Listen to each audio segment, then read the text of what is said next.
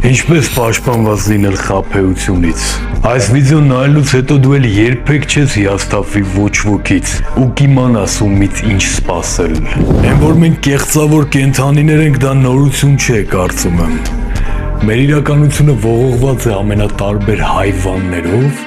ովքեր իրենց ձևացնում են կրթված, բարի, ճիշտ, սուրբ, գիտեն ինչպես է պետք ապրել եւ բարոյախրատական դասեր են տալիս մյուսներին, բայց մի տեսակ հոտ է գալիս։ Հեսա կպարզենք որտեղից։ Հիմա քեզ կտամ մի մեթոդ, որից դրանք ամենաշատն են վախենում եւ որը կմերկացնի նրանց քաքոտ ոռիկները հանելով արևի լույսի տակ։ Ցանկացած ճշմարիտ ձևացող պրիմատ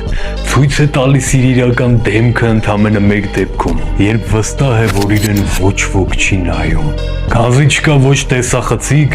ոչ էլ պատժամիջոց, որը կսահմանափակի նրանց դրսևորումները։ Ինչու՞մ է կայանում մեր առաջադրանքը, հարազատս։ Վերցնում ենք մեր հետախուզական գերճշգրիտ հեռադիտակը